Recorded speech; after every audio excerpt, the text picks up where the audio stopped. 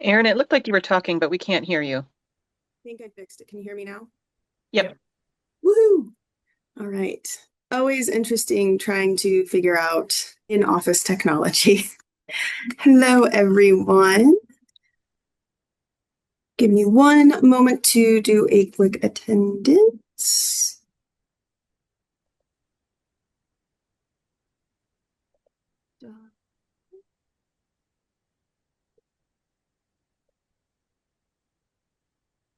Okay, we do have quorum.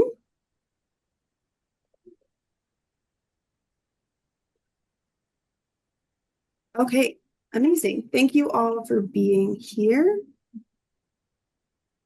And since we have met quorum, we can get started. So today's action items are to approve the meeting, September 29th meeting minutes, a quick conversation on commission member updates.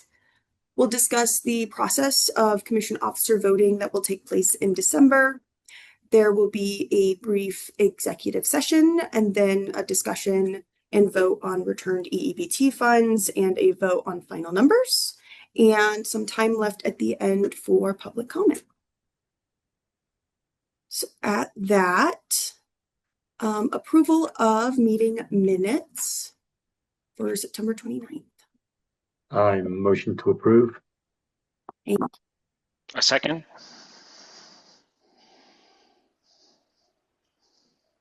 Don't have it as prepped as I normally do. Andrew Hawkins. Yes, I approve. Brandon Watkins. Approve. Elizabeth Giltzer Gallardo. Approved.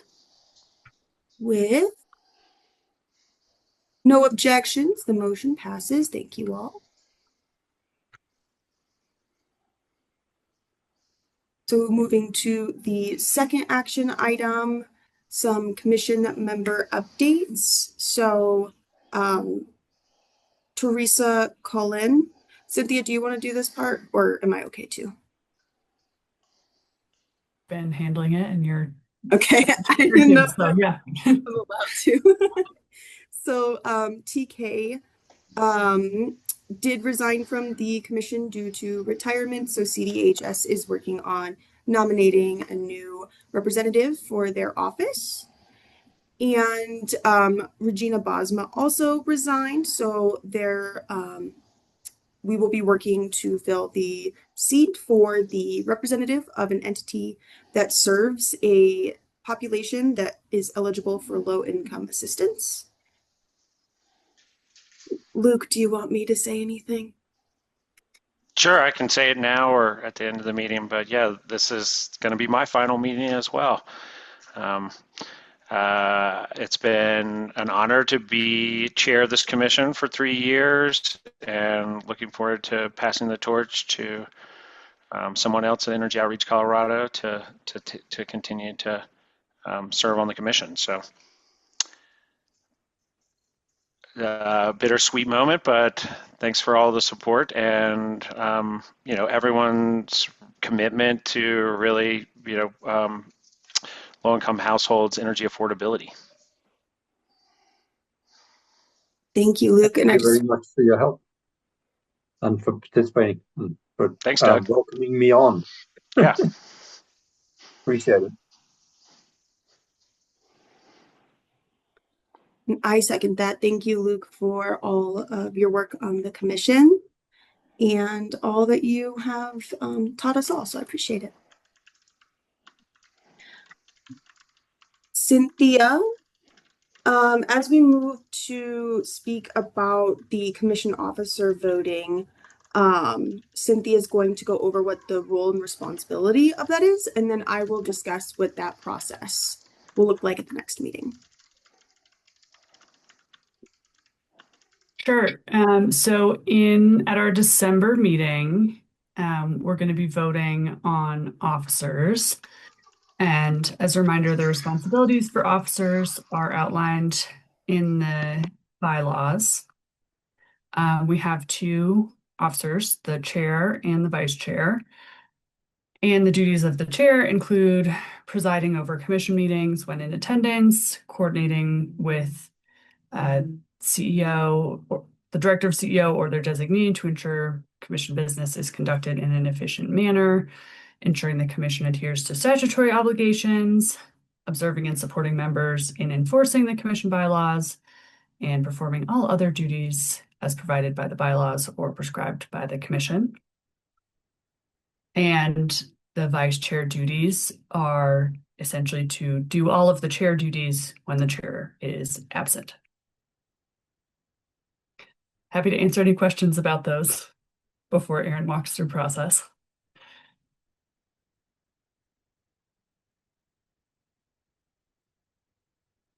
Okay, back to you, Erin. Thank you. And if you prefer kind of in writing, we will be also sending this out after, so you can have a minute to read through that as well.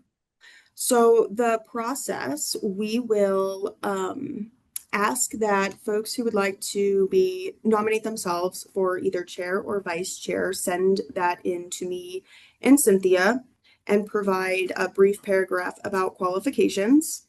And we will ask for those by November 28th, which I just realized is probably not the best deadline because I'm pretty sure that's a state holiday. The deadline will be in the email. We'll probably do December 1st, the Monday after Thanksgiving, I think makes the most sense to avoid the holiday. And once we receive all of those nominations, we will send it out to other commissioners to consider for the following meeting.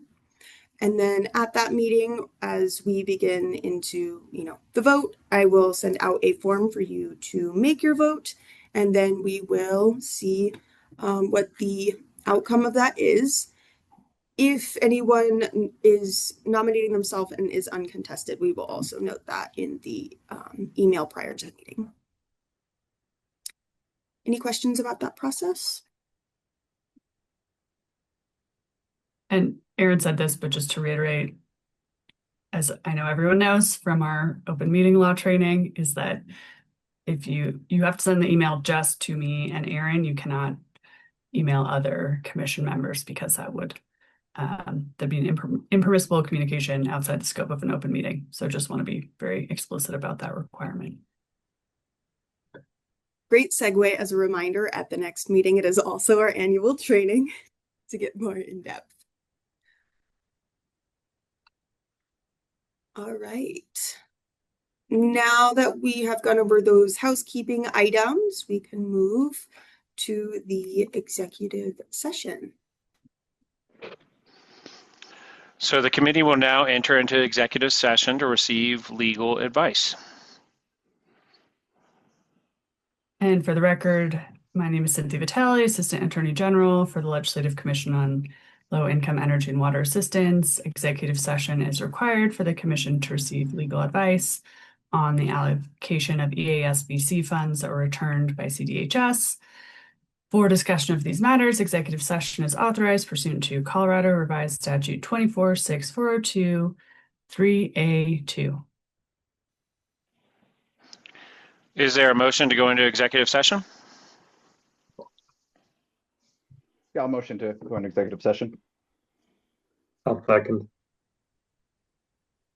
Andrew Hawkins? Yes.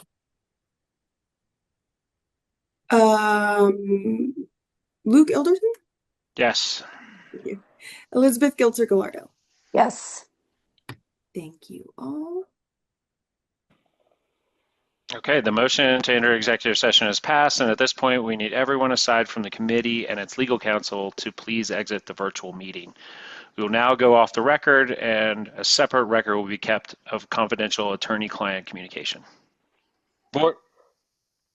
Perfect. So the board has concluded executive session and is now in open session. Discussion between the committee and its counsel was limited to privileged attorney-client communication about potentially returning some CDHS funding and some other advice we needed to get. And the communication was separately recorded and no decisions were made during executive session.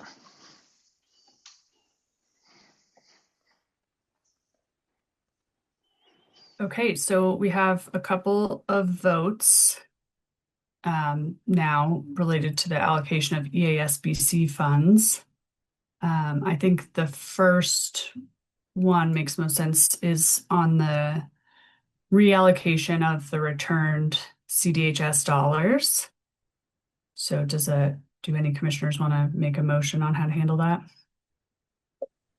I motion to move the returned CDHS dollars and reallocate those in the same formula that we used for our initial budget allocations, as in 50% to EOC and CEO.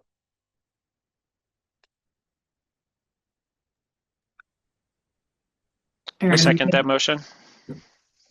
Aaron, I was going to say I kind of took over your running of the roll call, so I'll let you take that back. No, thank you. Andrew Hawkins, Yes, I support. Yep. Brandon Watkins, Approve. Elizabeth Gilter-Gallardo, Approved. with no objections. And all in favor, the motion passes.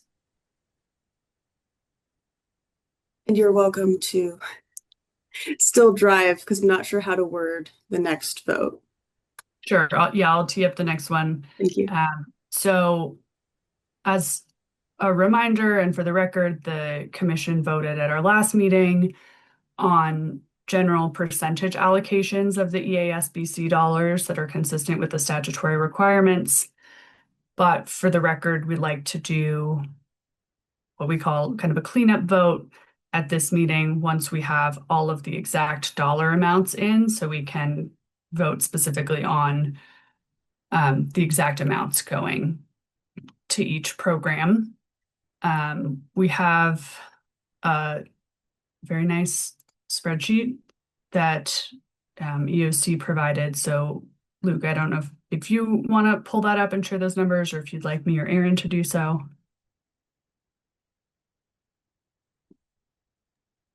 I will note I'm having some technological difficulties, so I fear that I may not be able to do that. I'm going to try for you, Aaron. Let's see. Okay. I think I got it. I also have it pulled up if that. Oh, great. Luke's got it. Okay.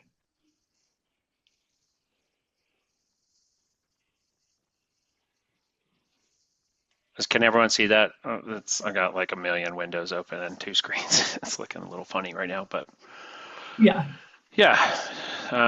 So here's the full collection for year 4, breaking out by utilities that are either collected on a quarterly basis or a monthly basis.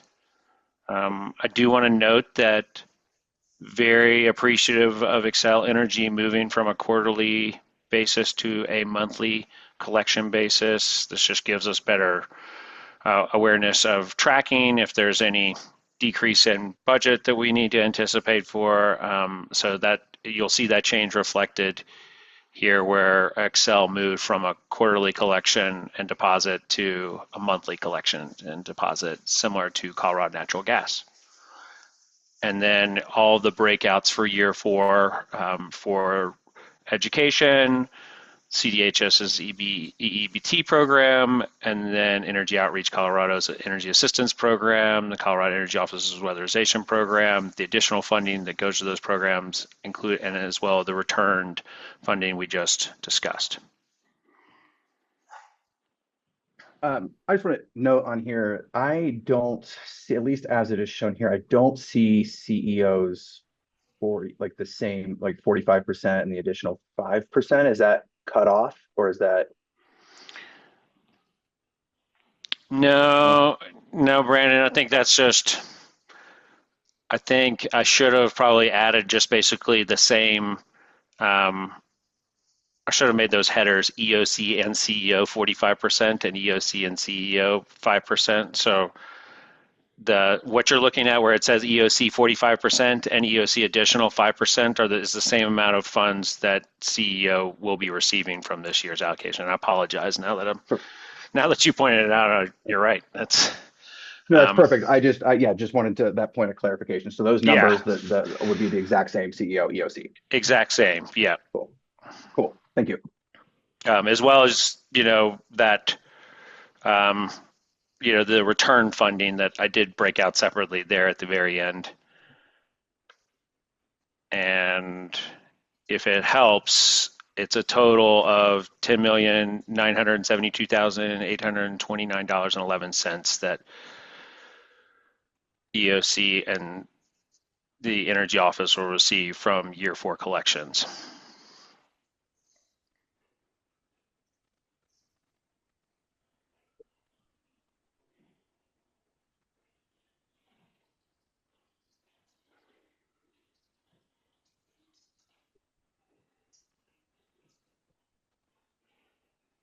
And yeah, I would just say thanks for highlighting that, Brandon. And I think when we get a motion for the final vote on this, whoever makes that motion, if they want to just read the numbers on the screen and say, this amount is going to EOC and to CEO, just so we can have that super clear on the record and in our meeting minutes. That's great, Cynthia. Maybe it would just make sense for me to raise the motion because I have everything totaled up and I can put that on the record. So I would like to raise a motion to pass the year 4 collection amounts as received by EOC that will be distributed to EOC's Energy Assistance Program, CDHS's EEBT program, the Education and Outreach RFP, and the Colorado Energy Office Weatherization Assistance Program. EOC Energy Assistance will receive $10,972,829.11. CO's Weatherization Program will receive that same amount of $10,972,829.11. And then Education and Outreach Grant will be funded at a total of $636,875.60. And then I can, if you think I should read through the rest of the amounts, I can read through those as well. I don't think we need to do that. Okay. Yeah. Is there a second? Is there a second? Yeah, I can second the motion. Yeah. Doug Bursnell,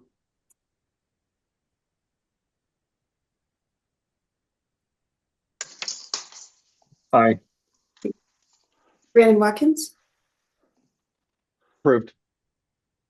Elizabeth Gilter-Gallardo. Approved.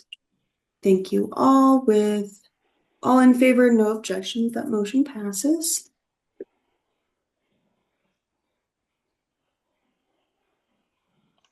For the next item,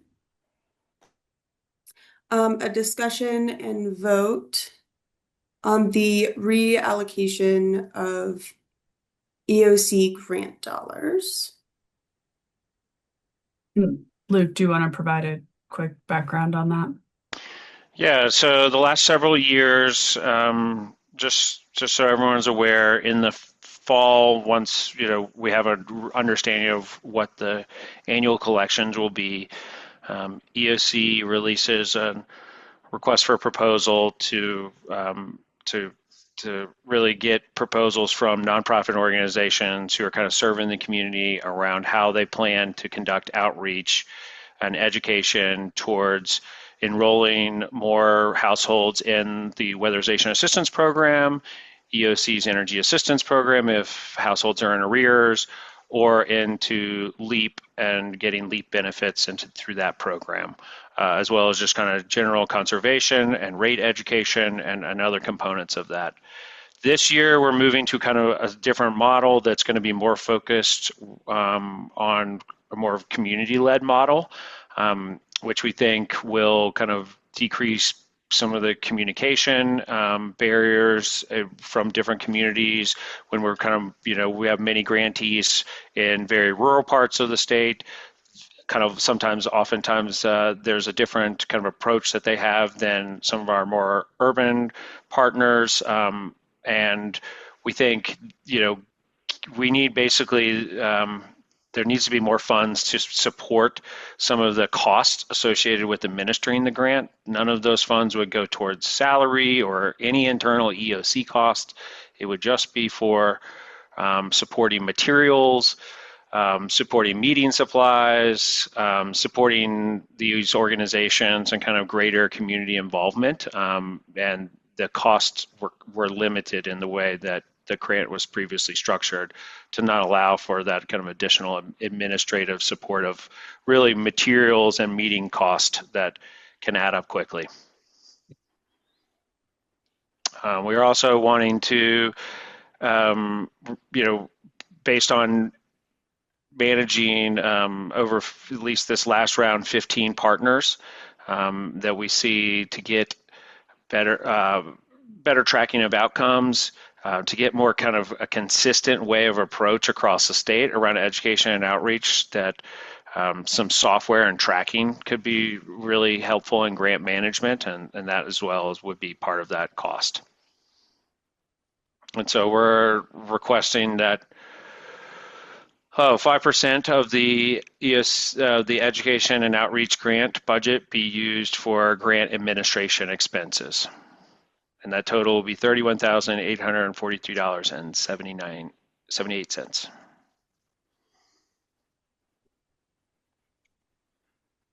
Thanks for that. And just consistent with past commission practice, when there has been a modification or change in how dollars are being spent compared to the original proposal that the commission has voted on, just to be very meticulous, we want to bring it back and make sure that the commission votes on that change.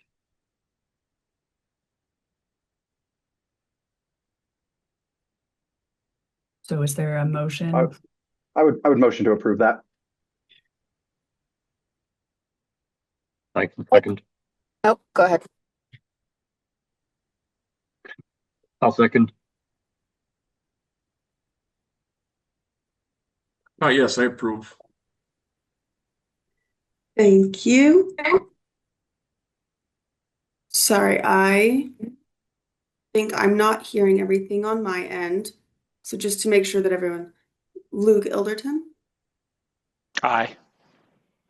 Andrew Hawkins, Aye. Elizabeth Gilter Gallardo. I approve. Thank you. With all in favor and no objection, that motion passes. A lot of voting. Thank you all for being here today.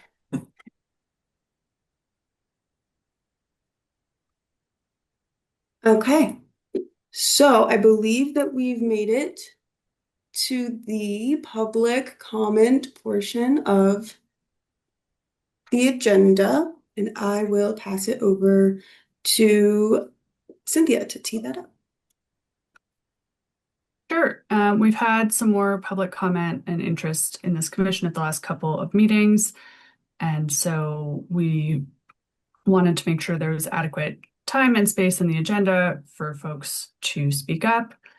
Our recommendation is that, or request is that folks limit their comments to 3 minutes, but the chair has discretion to allow more time if that's needed.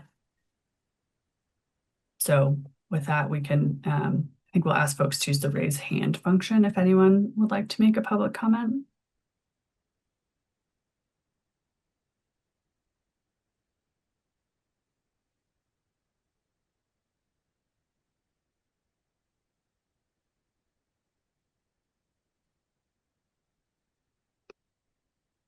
Okay. Not a lot of takers this time. I guess that's something good. I don't know. Well, we will do our best to make sure we have time in future agendas for a public comment section, just to make sure folks have that opportunity and to make sure that we have time in the agenda so we're not forced to go over.